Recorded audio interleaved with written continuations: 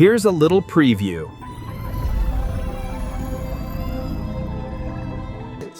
That sounds insane, great, and legendary.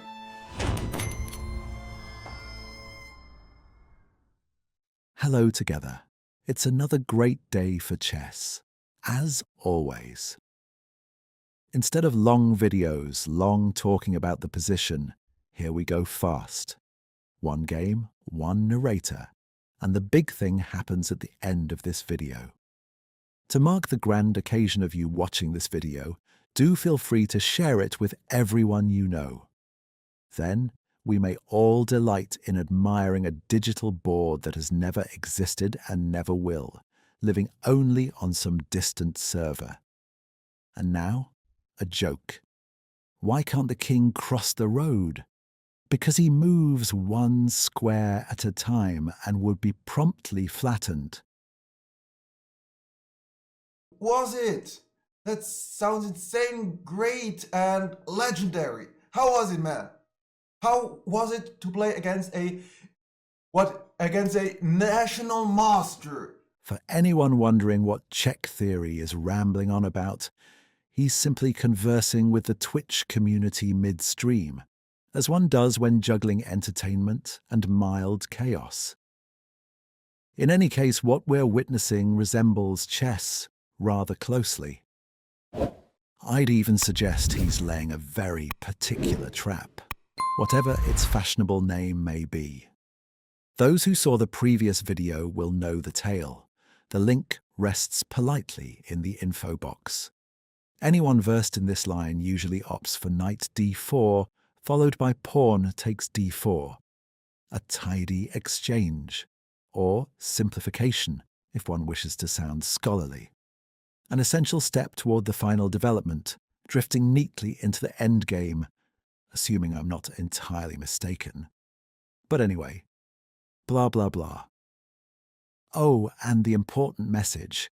That development of the Maya pieces is important in the start, but if you try a trap and don't develop, that can be a disadvantage later on. But castling too early is it also. But Czech theory's pawn looks confident and in control in a lost, vulnerable sort of way. If you know what I mean, jot it down in the comments. We can discuss it there. Actually, no. Let's turn this into a challenge.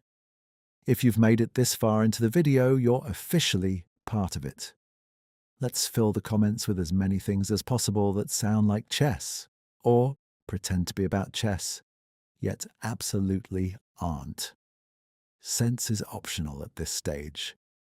I'll begin. The king, wearing his finest sweatpants, becomes a far more active piece the moment a wooden rook attempts to capture a metal knight, who, in a fit of existential crisis, dreams of becoming a pawn, solely to rise as a queen determined to reach her king and finally become a real human. Because I have the opportunity now that boom! I got him! Got him. Because I will safely first. Ooh. How did you get the opportunity that you get coached by a master title? In title of narrating, I guess. Mine is beautifully. I'm really proud of that one. I was once asked why I'm late.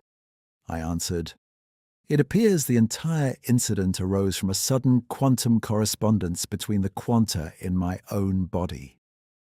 I had been observing myself in the mirror for far too long and, quite unintentionally, became entangled with the fluctuating quantum signals of my own neural plasticity.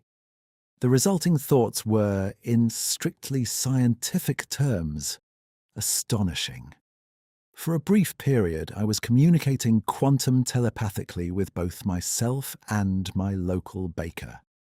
His reflections on black and white holes were so unexpectedly sophisticated that interrupting the exchange felt almost unethical. Eventually, my boss suggested I return to my actual work. By that point, I had at least succeeded in producing a cup of tea.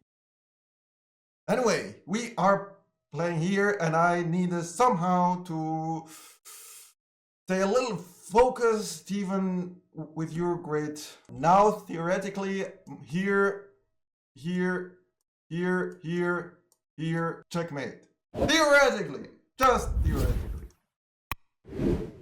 Or if he moves here, I'll just move here. So, yeah.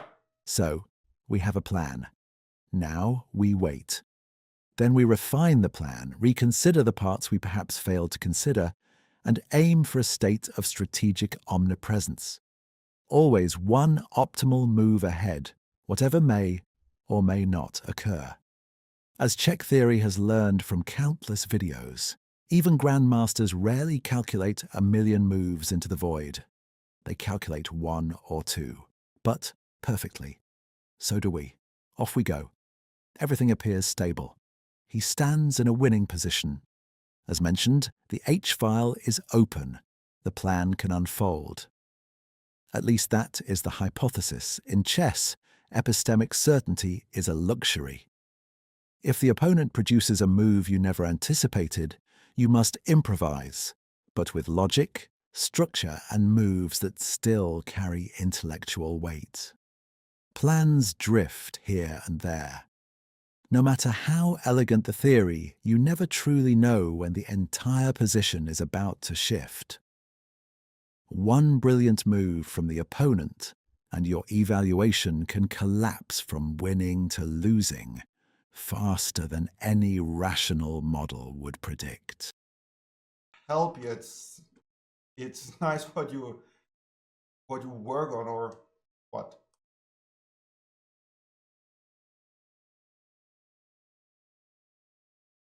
Sonara? Yeah? Oh, yeah, no, yeah, no, yeah. Okay. Anyway, here, he again, yeah, no, he went here. That means that I wouldn't need to be here. So, he complicated actually here everything. And if he moves, yeah, that's what I thought. You know what? I will once move here. He need to move here. And then I actually can just move here. He can't move there. Or anywhere. Oh, that's a win! Yummy! Till next time, man.